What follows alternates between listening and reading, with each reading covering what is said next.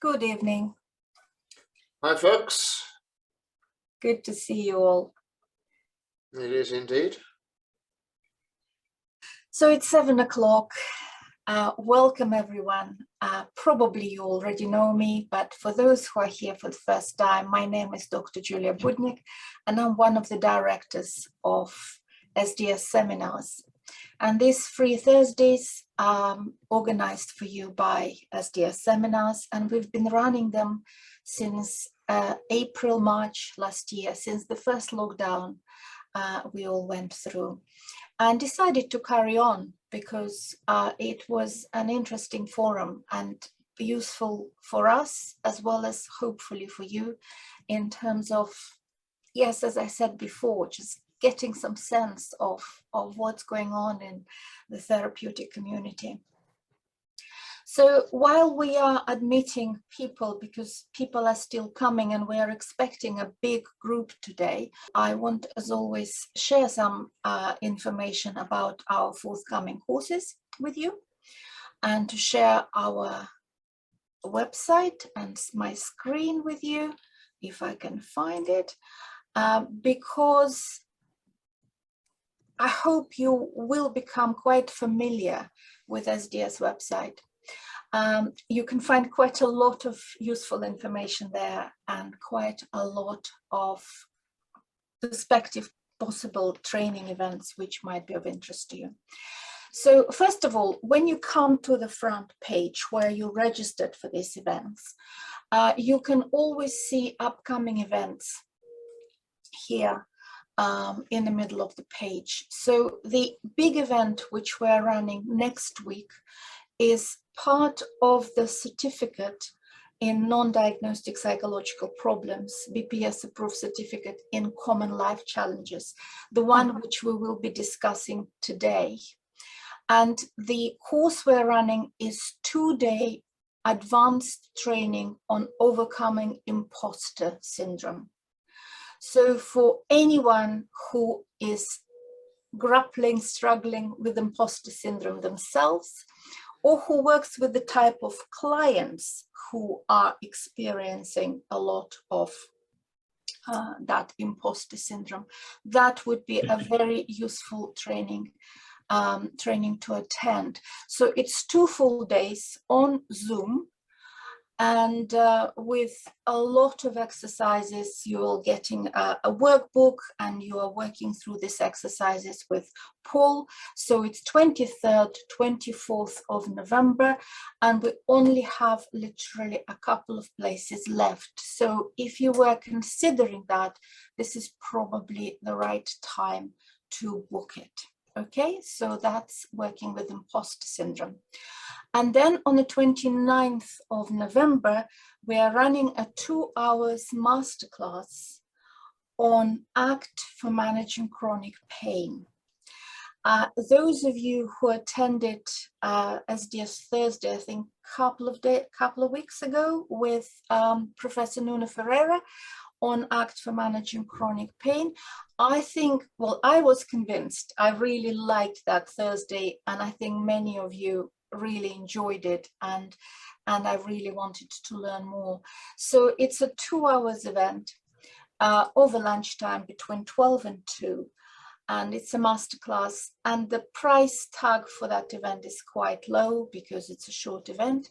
So please, if you're considering it, again, book now. It's on the 29th of November, and it's going to be a very useful event for us. Okay, so that's ACT for managing chronic pain. And then on the 3rd of December, Paul will be delivering again 2 hours masterclass on working with guilt. And that's part of the BPS approved certificate in common life challenges. And that is the event which we will be discussing today. So it's on the 3rd of December. And then on the 9th of December, we are having again a 2-hour event as part of the BPS approved certificate in working with adolescents, and that will be on gender dysphoria. Again, we had Thursday, I think last week, on gender dysphoria, And now the recording is available. I'll just also show you how to find the recordings of SDS Thursdays, because they might be helpful. So usually I edit them quite quickly and I'm adding them onto the course description. For example, Act for Managing Chronic Pain, I'll show you there. So you go on the page and you will see a video, okay, video tab. You click on it and that will be the video from SDS Thursday, which we've had on this topic. So you can sample it before you make a decision to purchase the course. Okay, that's how you find them. You also can find them where I put them there quickly.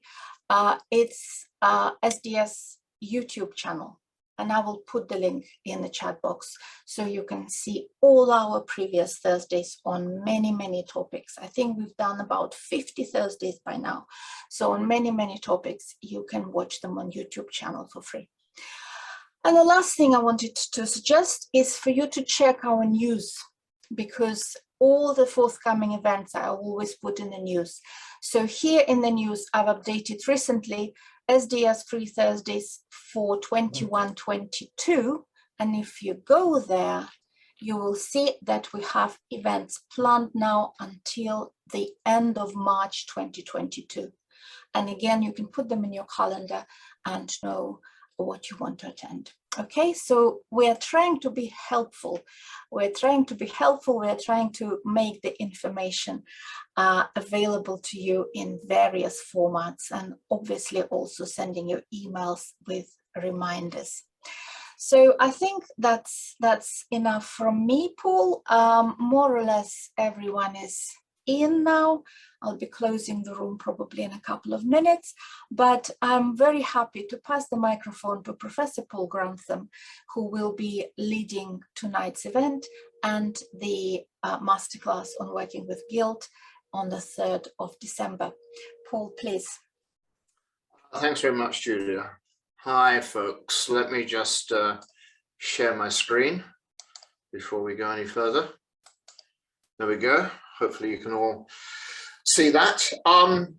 Welcome to what I was thinking about, the best way of sort of giving an overview really on the whole question of guilt. And it struck me, there's a couple of things that really struck me about it. I think the first thing to say is that practically every single therapist and counsellor will be familiar with this as an issue. It's a common issue that crops up under a number of headings. And in that respect, I think it sort of feels at one level very familiar. It doesn't feel necessarily particularly new or particularly challenging as an experience that our clients actually have. But it also struck me that this is one of those experiences that our clients have where it's very easy, not just for the client to get lost in it, but also for practitioners as well. I think that there is a tendency very often to go for sort of default ways of approaching it. You know, if you're a CBT therapist, then to specifically look at particular types of unhelpful belief and other types of cognition. I think if you come at this from a person-centered approach, there's a big emphasis on unconditional positive regard and the role of empathy in attempting to correct this, and so on and so forth.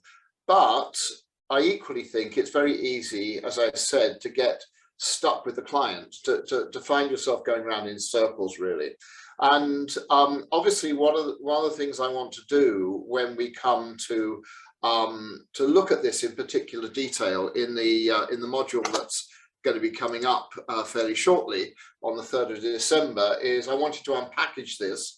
I wanted to give some pointers really about trying to get a handle on it really, and I think particularly to deal with some of the more challenging practice issues, but also to some extent the more challenging ethical issues that can come around with guilt, and also to provide some sort of signposting really, and demonstration as well, of the ways in which you might approach this in a more successful way. So I wanted to just give you a little bit of a flavor this evening of some of the issues that I'm going to be covering over the 2-hour slot on the 3rd.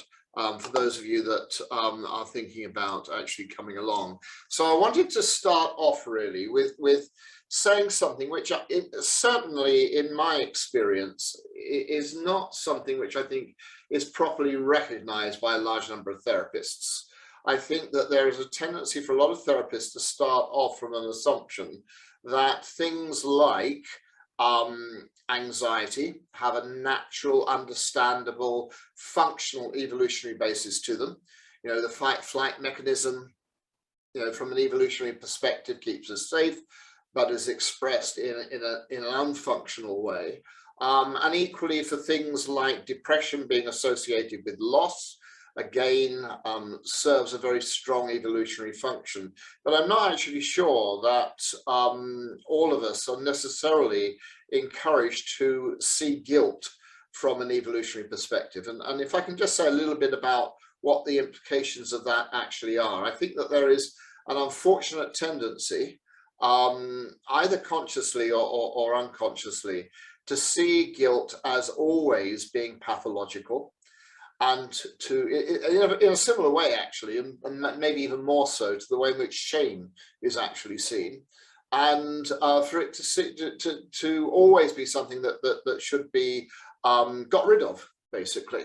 And I think, you know, one of the things I want to open up when we actually meet is to highlight the fact that guilt has as much a strong evolutionary function, and one of the reasons why we actually function well as a species on the whole, as much as the issue is around for anxiety, and I would also argue, by the way, for anger as well. So it's a naturally developed emotion. Guilt is. It's not a pathological emotion, and it's designed to be socially protective, in order to basically handle a dilemma, which is, and I've always found this dilemma fascinating about human beings, which is we want to be with other people, but we find other people threatening, and that there's a dilemma around with that, which expresses itself in every single situation where we might want to be with people. Let's take this evening, for example. You want to come along and join with other folks this evening, but there's probably also a thought in at least the minds of some of you, which is, I wonder who these other people are. And for some of you, at least, I know that some of you will have your cameras off because you've got connection issues, but others will have your cameras off because the idea of being seen by other people feels threatening in some way. So that sort of dilemma, which creates a sort of dialectic, really, I think is universal for human beings. And guilt is an evolutionary developed emotion which is designed to try and handle that, at least in part. There's other responses we actually have as well, and it's one of the key reasons why it develops very early in children, around, although it varies between about the ages of 3 and 6, and as a result of that, and following through from further development and into adulthood, it is institutionalized in a whole variety of ways. It's institutionalized socially.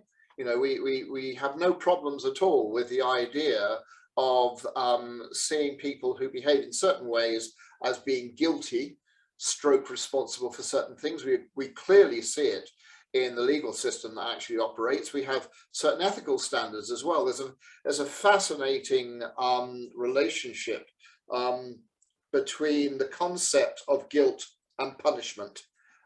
We start off from an assumption, which I don't want to sort of challenge at this point this evening, but there's often an assumption that punishment expunges guilt. So that's sort of built in many ways into our ethical systems. And to make an obvious point, it's also built in to religious systems as well. So, you know, the whole concept of guilt is seen as actually really being quite important in order to socially protect ourselves and to ensure social cohesion and cooperation, and also to establish and maintain overall standards, which we see as being important for us to actually function both individually and also as social units as well. But there are problems around with guilt. I mean, I'm teaching you to suck eggs here, you know, as therapists, that both you and I know that there are problems around with this.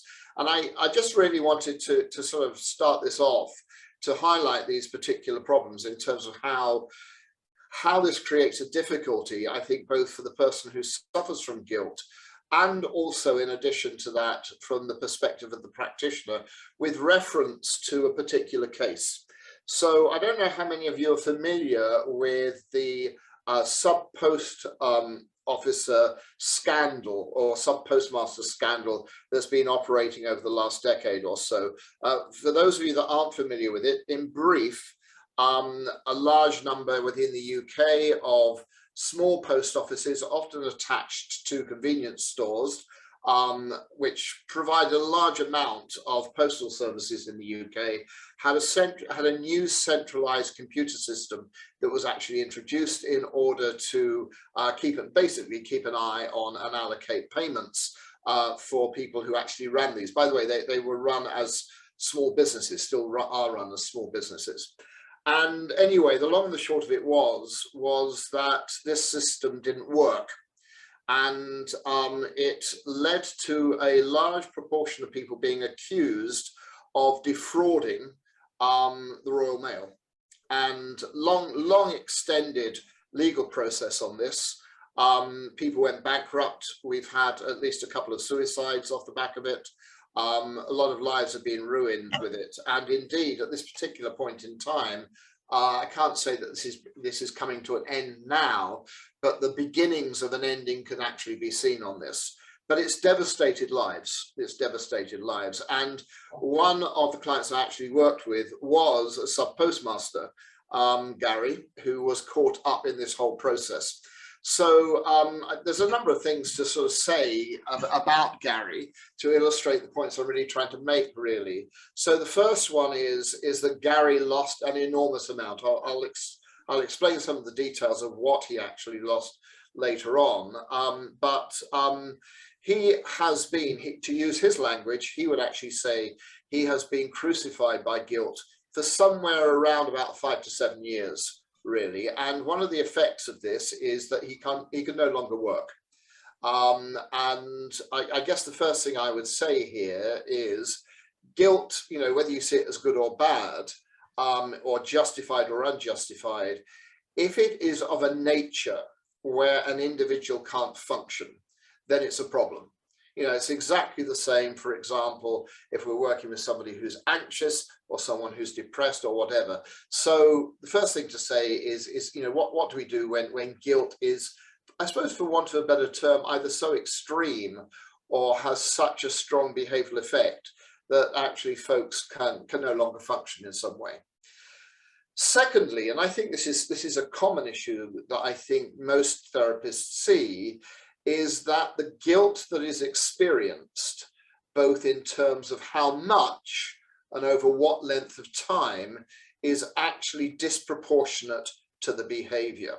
So Gary, if we come back to Gary again, Gary's had all sorts of problems with his family since this actually occurred. And his family or his marriage specifically has broken up. As a result of what actually occurred there. He feels that some of the issues that are around for his children are as a result of this breakup, and that if he had not made, his language, if I had not made the choice to go into that business, none of this would have happened. He's quite happy to accept that, you know, in a sense, he didn't cause himself to go bankrupt or to have the problems that he's had. And the problems lay with ultimately the government and with the computer system. But nonetheless, he's basically saying, if I had never made the decision to buy into this in the first place, this would never, all these things have occurred for my family and my kids would never occurred. And actually, I'm just an incredibly bad dad. And he still feels this 11 years after the event. So there's an issue here really about it, I guess in many ways being disproportionate, both in terms of the amount and the time after the event occurred.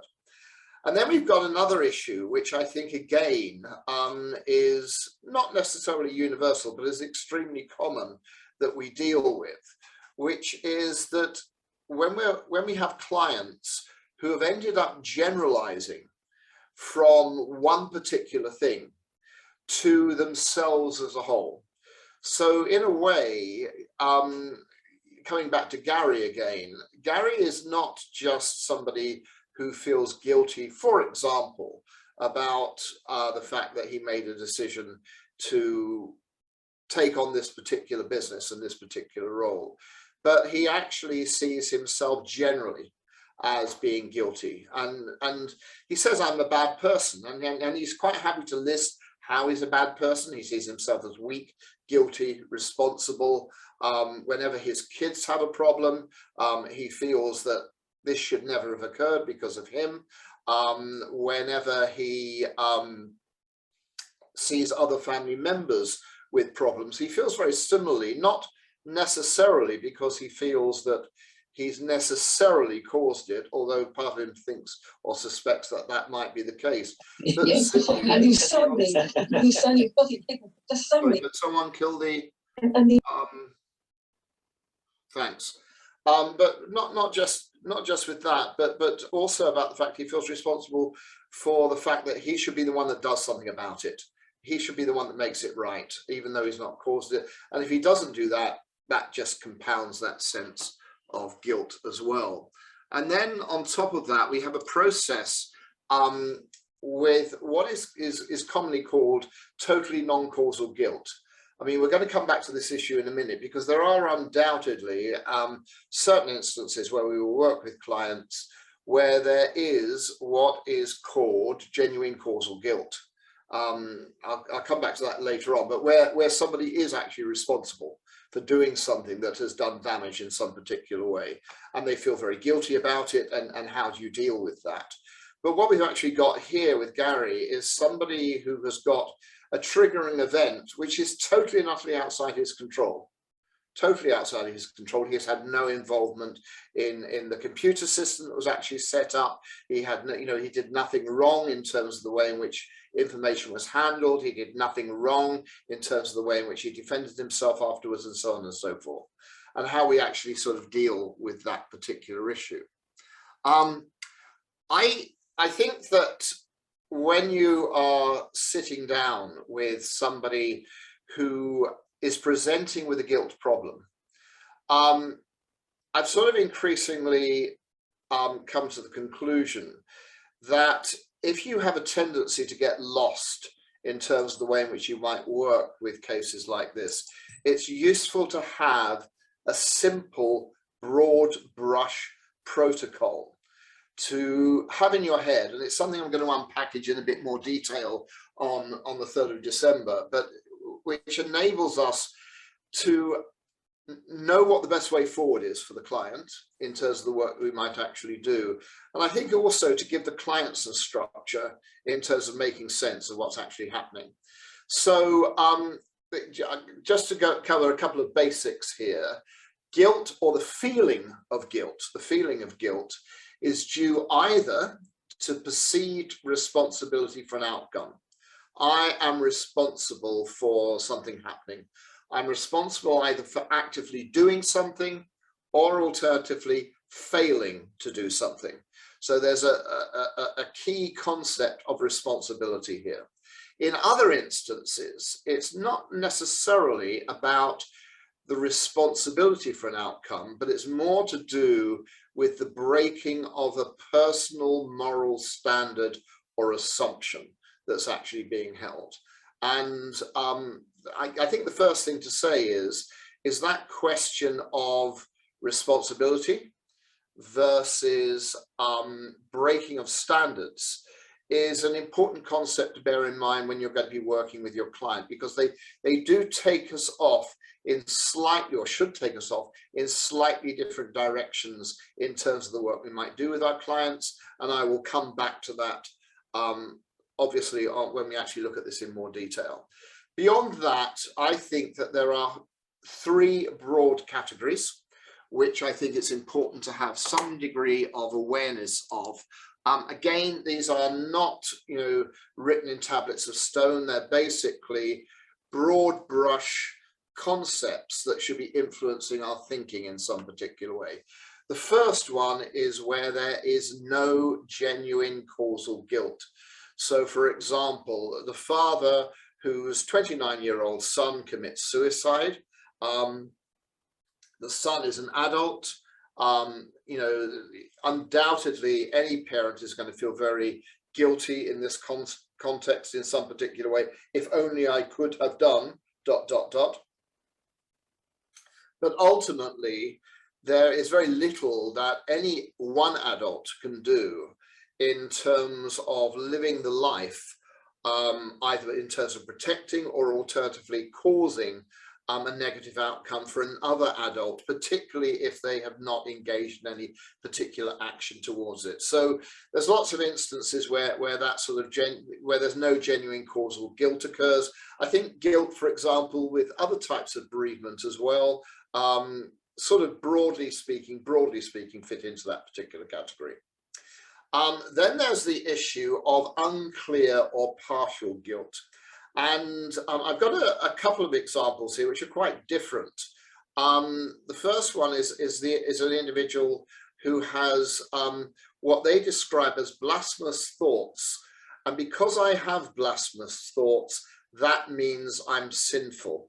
Now, I wanted to take that particular example because unless you are going to dive in and basically impose your values on your client, it's a very difficult decision to make in terms of how you work with this, in the sense that, do these particular thoughts mean that the individual is sinful? What happens if I don't agree with the idea of sinfulness? How do I approach it? Do I try to suggest that the individual is not breaking any moral code? Isn't that imposing my values on them? Equally, even if I shared the same moral code as this person, does having blasphemous thoughts mean that that's sinful or not sinful? That's the sort of thing I'm talking about when I say it's unclear, or where there's potentially partial guilt. Or the second example, which I think is a clearer instance of partial guilt, the mother who failed to immediately take her complaining 6-year-old to the doctors within 24 hours leading to death. And she says, well, if only I had done ... this wouldn't have actually happened. But equally, there are a whole variety of reasons why that didn't occur. This was not the first time that her 6-year-old complained. There was nothing in the 6-year-old's behavior that led her to think it was fundamentally any different from previous instances of complaint, which were not mortally fatal, and so on and so forth. And then we have the issue of genuine causal guilt. And I've got an example here of a client where the father was driving drunk and actually ended up killing his 6-year-old son, who he had failed to put a seatbelt on before he had actually driven. And of course, I guess for any of you, I don't know if any of you are working with offenders, but obviously the concept of genuine causal guilt with offenders is something which frequently crops up. So as I say, I think that's one sort of, or one set of questions that we need to be thinking about. The second issue, which I think is quite a key one, is knowing how to deal with what might be broadly termed specific versus global guilt. Some individuals have a problem with guilt that relates to a specific action that they took or a specific set of circumstances, and others feel more globally guilty. I think the general assumption that most practitioners tend to make with global guilt is that this is automatically something which tends to be associated with depression. And I guess what I will probably say at the moment is that that may or may not be true, but it doesn't necessarily provide a key set of processes in terms of how you then move on from that. I think generally speaking, global guilt tends to relate, whether you're going to see this as being related to depression or not, relates to quite strongly held assumptions and core beliefs. We know, generally speaking, that very strongly held beliefs tend on the whole to produce strong emotions and extreme behavior.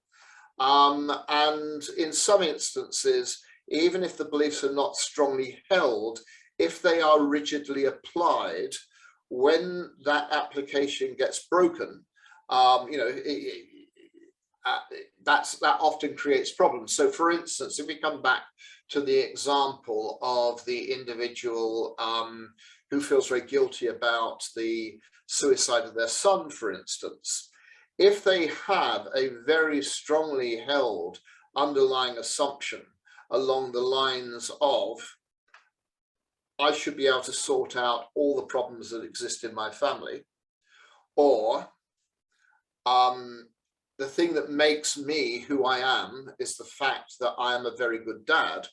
And if that's held very rigidly and there's no flexibility in it as an assumption, I hope you can see that when something occurs which breaks that, there's a much higher chance really that a more global guilt is likely to develop.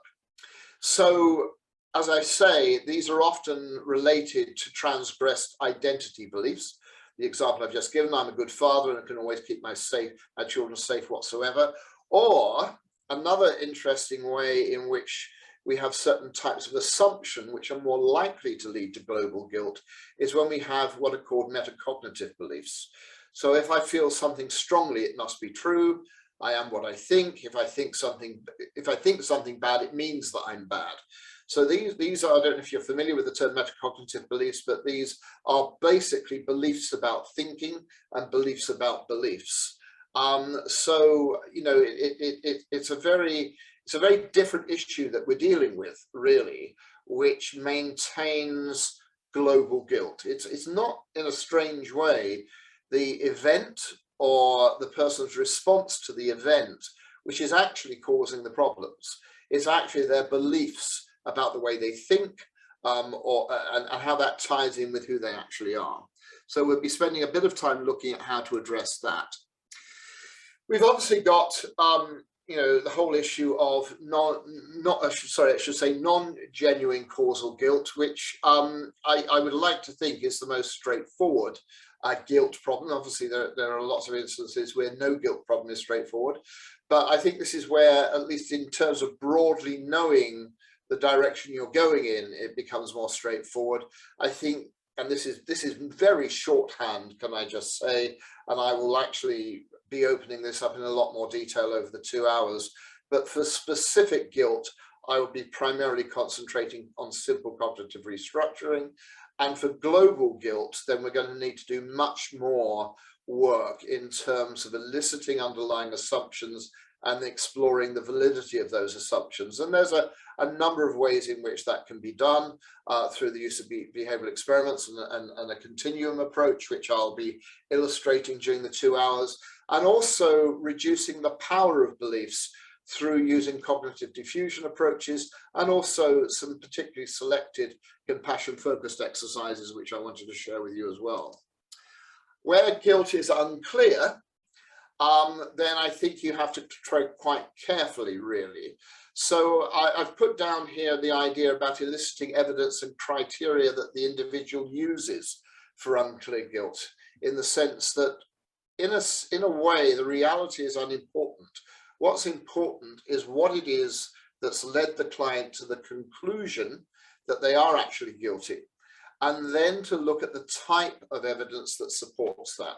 So I've put down here some fairly common questions that you might use to begin to elicit that. How do you know if your mind tells you that, sorry, how do you know if your mind tells you you're guilty, but you actually are? there's a whole issue here about what leads us to believe that what we think is true, and whether that's always the case. Is it possible to tell yourself things that aren't true? How do you find out if they are true? And there's a set of processes and questions we can ask our clients to basically begin to help them to see that what it is that all of us think and what it is that all of us believe is not always taken as solid truth, and that we all of us have exceptions to that, and that it's important to have some understanding of how it is that we make decisions about whether to trust what we think or not trust what we think. And this final question here: if you feel you're a bad person, is that truth that you are? Sorry, is that truth that you are? How can you find out whether that's true? And again, there are a range of interventions that I'll be sharing with you in terms of looking at how to actually deal with that potentially quite messy issue of where someone is saying, you know, I feel that I'm guilty for something that's happened, and it is directly related to my behavior in some sort of way, and that you don't end up being really caught up in it as much as your client can be, and to find a way through that. So we'll be spending some time on that.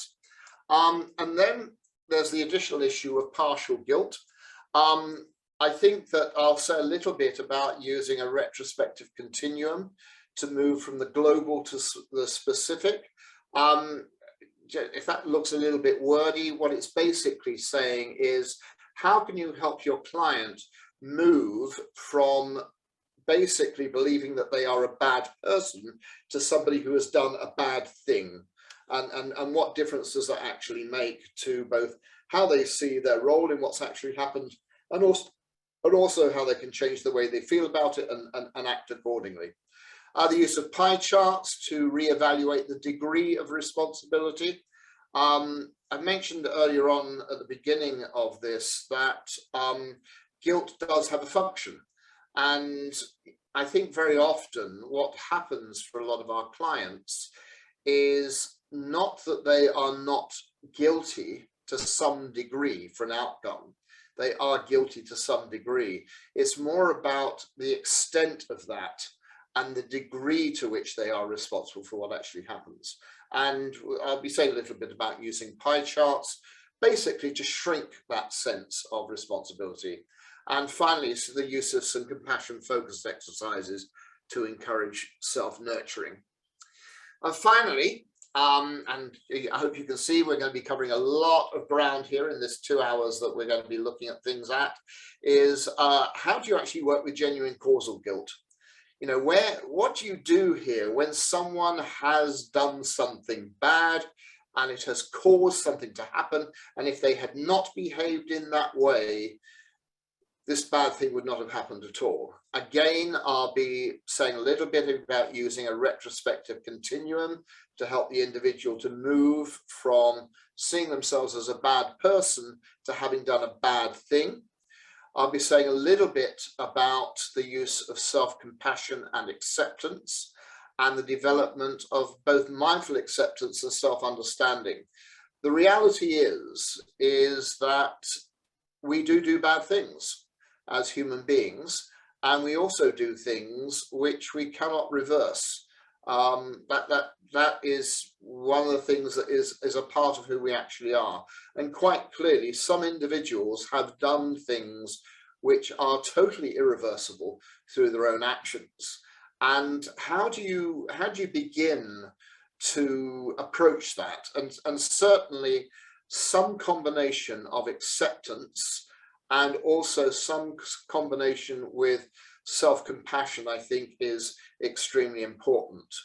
I think in order for that to not be either a rather psychopathic or narcissistic response to things, there is another important component with genuine causal guilt, which is the role of remorseful behavior. And as a general rule of thumb, I would actually say that when an individual has done something which has caused a bad outcome, I genuinely don't think that guilt is a helpful response, but I think that remorse is an essential response. And I'll be saying a little bit about the difference between them and the relationship between remorse, responsibility, resolution, and some degree of reparation. In other words, I would see with what is called genuine causal guilt, the need for some sort of behavioral reparation in order to actually address it. And we can look at how that actually works in practice. I'll say a little bit about the nature of effective apologies. There's the whole issue about reparative apologies is quite a big issue at the moment, but I want to say something about making them effective, and also the relationship between self-forgiveness and remorse as well. So as I said, folks, there's going to be a lot of things that we're going to be covering in the 2 hours on the 3rd of December. I hope you're going to be able to join me with lots of practical ideas that are going to come from it. And yeah, well, I'll bring things to a close at this particular point and hand things over to Julia. I don't know if there's any questions or issues that people want to raise, really.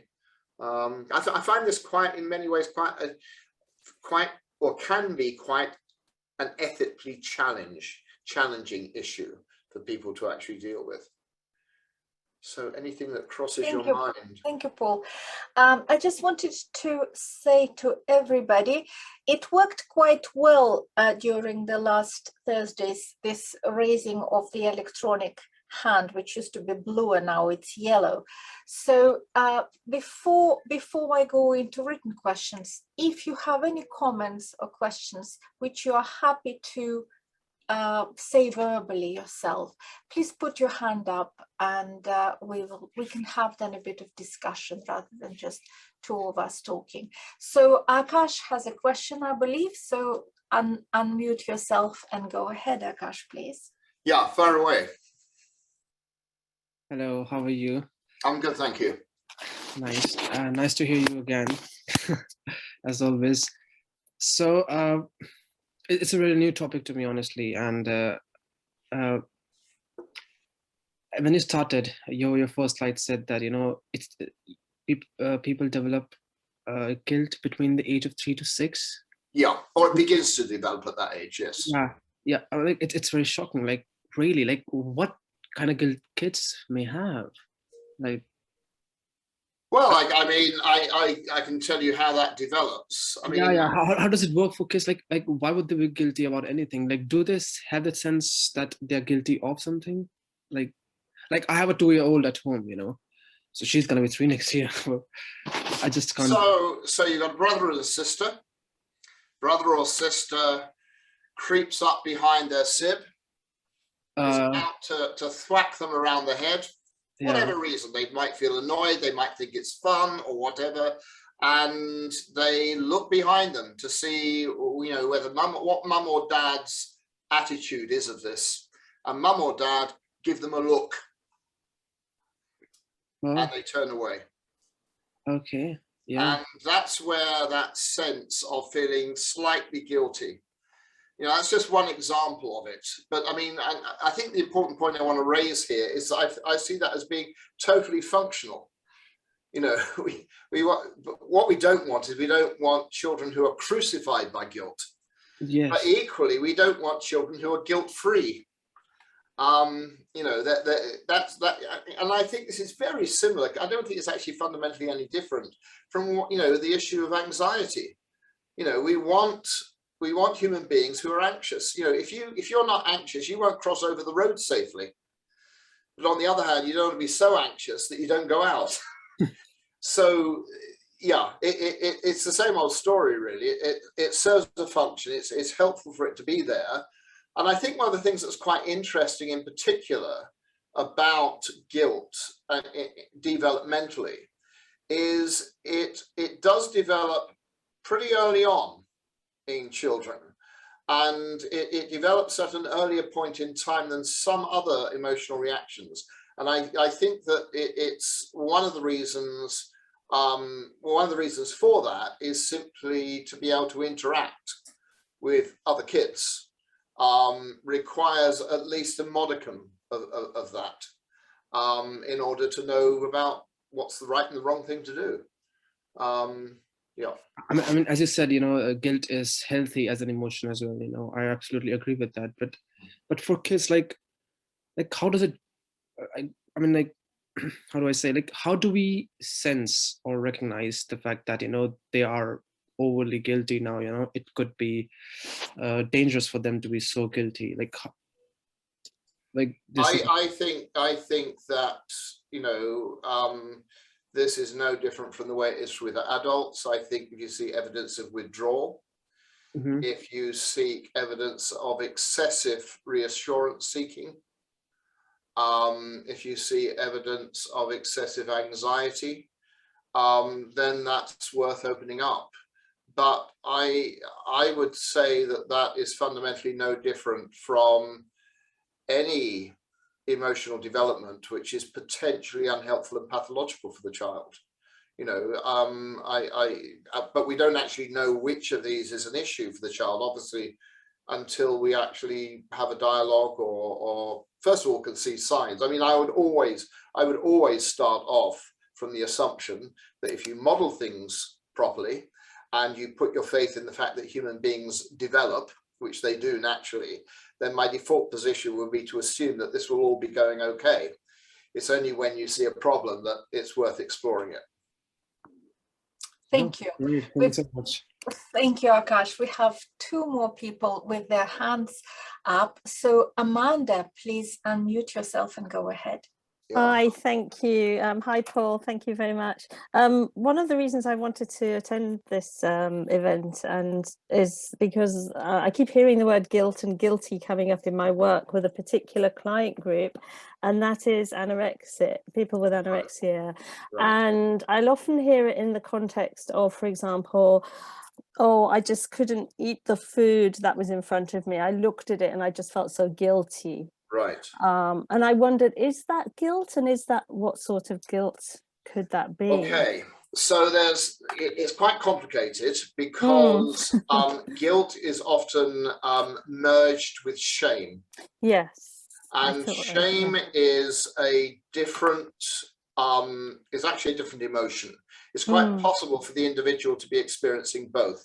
Yeah. And I know somebody put, I think, in the chat box about whether I'd be touching on the issue of shame, and I'm not going to touch on it particularly on this because I've only got 2 hours and we can only do so much. So with regards to guilt, the key things to be bearing in mind are, is this about the person saying, I have broken my own moral code in some way? Or alternatively, am I responsible for something? Now, with regards to eating problems, for me, there's an interesting question here about whose code is it that you're breaking? Is it your code? And I know this is a slightly arbitrary distinction, or is it somebody else's code like your family's? And generally speaking, one of the differences, not the only difference, but one of the differences between guilt and shame is that shame has a social perspective on it, which is about, which leads to a natural inclination of withdrawal, but it's about the judgment of others primarily. That for me is what I would want to open up. So if the person is saying they feel guilty at the prospect of eating something, the sorts of questions I will be wanting to ask are things like, so it sounds to me like if you did eat this, this would be a bad thing, to which I'm going to assume they're going to say yes. And I would say, tell me a little bit more about in what way it's a bad thing. And I hope would elicit from that a particular rule that the person's talking about, which then leads on to a discussion. There's a number of ways you could go with that, but where's that rule come from? Is that your rule, or is that a rule that's, you might hold it, but in a sense, somebody else has promoted it? I have this particular issue, for example, in a slightly different context, for individuals who feel guilty when they feel that they are culturally caught between two cultures, of a family culture which advocates certain types of behavior, which they buy into because that is part of their culture, their family, but also the difficulties that they actually have about deciding what their particular standards and their particular values are, the degree to which they are their own, and the degree to which they are, in a sense, responding to some sort of externally imposed standards. So that's one area. The other thing is that even no matter how or where these standards actually come from, there is a reality which I think is very important for people to begin to recognize, which is there are always exceptions. There are always exceptions. None of us who have particular rules, even when we apply them rigidly, always live according to them 100%. And what is often the case is that we are more cognizant and more forgiving in some instances than others. And I would try and open that up for the simple reason that I largely start off from the assumption that the rules that we hold as individuals are on the whole not fundamentally bad. What most commonly creates the problem is their rigidity and universality and our inability to accommodate exceptions. So the ability to accommodate exceptions in what it is we believe, I think, is a really key way of beginning to reduce the strength of belief, which I think is one of the primary problems. I mean, I know there's a lot more to it than that, but just to give some suggestions about a way forward. Thank you. Thank you so much. Thank you, Paul. Amanda, I just wanted to mention, and this is a brand new information. We will have 3 days on our course for working with adolescent problems, but there'll be 3 days in March, 14th, 15th, 16th. They will be all to do with working with anorexia, working with obesity, working with body image, and they will be delivered by Deanne Jade, the founder of National Center for Eating Disorders. I know we had Thursday with Deanne a few months back, and she was absolutely superb. So she will be delivering these 3 courses for us, and anyone who works with clients with these disorders are very welcome to book on those courses. They are 2-hour masterclasses again for working with these problems. Deborah, please go ahead. Hi, thank you. First of all, thank you, Paul, for the interesting talk, and apologies, I haven't got my camera on. It's a technical reason. It's not a guilt or a shame reason. The webcam's actually broken.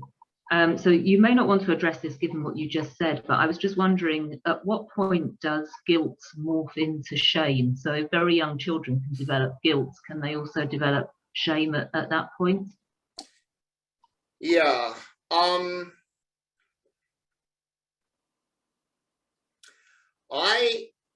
I see them as fundamentally separate processes. So I think that doesn't mean to say they can't coexist, and they frequently do. But as a broad rule of thumb, I think that shame has as its primary focus the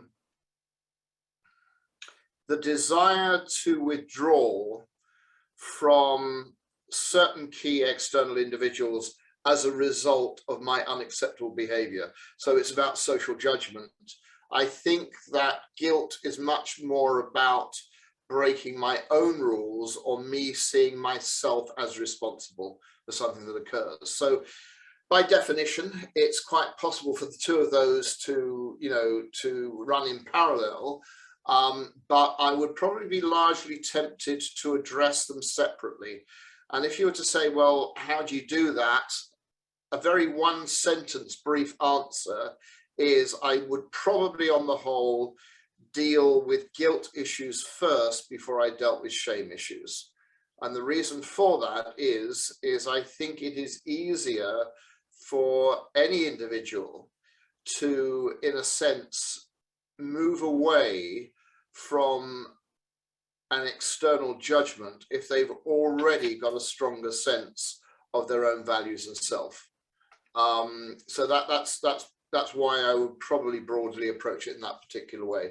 But I wouldn't necessarily say one morphs into the other. I just think that they can intertwine, but they're actually in many ways separate things that are occurring. Thank you.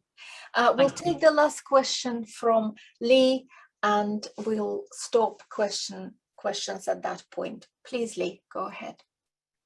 Just unmute yourself.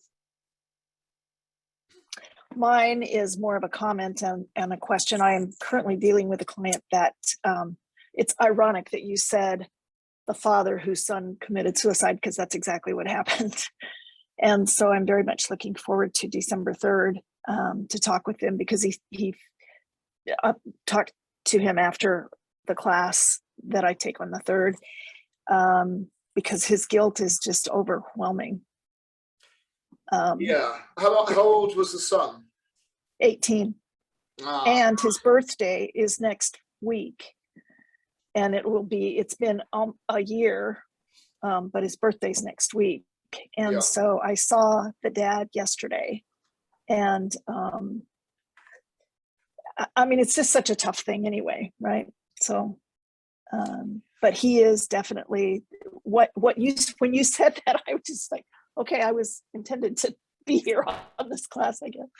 Right. Let me say a few things really about it. As a form of bereavement, suicide is the worst form of bereavement. Suicide of a family member is the worst form of bereavement in terms of its long-lasting effects, second only to individuals who have gone missing and you don't know whether they're alive or dead. So bearing that fact in mind, and bearing in mind the age of the child, and I'm going to make the assumption that, well, it will probably be compounded if the child is still living at home, but basically if the 18-year-old is still dependent on the parent, which is highly likely at that particular point, I think it's probably fair to say that this individual is never going to fully get over that. That's a fact of life. The issue is there a way of moving forward whereby this is not going to interfere with their functioning at some future point, where they're never going to be in a position where it's like it's never happened, but equally they need to find a life to live for themselves, which enables them to function, and where there's the expression of other things in their life and other values in their life. Okay, so that I only mention that because if anyone comes along to be in that position with the attitude of how do I get over this, I think the first thing to say is we need to reframe what the therapeutic outcome is. Because you won't ever get over it truly. No, I mean, no, it will be crazy. We'll be on a hiding to nothing. But that doesn't mean to say that improvement can't occur. It doesn't mean to say that you can't live a life which is more functional and more fulfilling than you are at the moment. So that'd be the first thing. The second thing is that there is a natural tendency, I think, for all parents to, when we're talking about something that happens to their child, to move from the specific to the global. Because there's a tendency, I think, for all parents to see their responsibility for their children in a global sense. So where I would be doing some work on this, which is one of the ways in which I would use a pie chart, is to basically help the person to reframe the degree of responsibility that they actually have. So they will currently have an exaggerated, inflated sense of their responsibility for the event. The aim would be to help them to not get rid of that totally because it's unrealistic, but to shrink it and for them to become more aware of factors which are external to them and outside of their control, which sadly led to this particular effect. The third thing to say is the sort of thing I was checking out on earlier on, which is in instances where the individual is unable to move forward despite that work, there are likely to be much broader underlying assumptions which may need to be tackled. So, you know, I gave a couple of examples earlier, but again, to give you, if I'm someone who basically says or strongly believes that I can sort out all my family's problems, if I hold that as a very strong belief, right. If I have a lot of evidence to support that, very interestingly, can I say, I have found this. I don't want to make it sound like it's the only context in which it occurs, but I have been quite struck by how it occurs much more frequently amongst parents who have large families. I assume in part it's about the fact that the large family is a reflection of their very strongly held belief about their competency as parents. And that, I think, becomes much trickier because you've got a very strongly held belief. The other thing to look out for is, as I mentioned, these metacognitive beliefs. This idea that, yeah, I know in my head that I'm not responsible, but in my heart I feel it. So there's a metacognitive belief there that if I feel something strongly, it must be true. And I would be tempted to then look at that, but I wouldn't be looking at those things until I'd done that other work previously, really, to reframe expectations and to basically look at a more realistic view of the degree of contribution I actually made to what occurred. Yes, he's taken to alcohol and very severe problem with drinking right now. So it's a hornet's nest.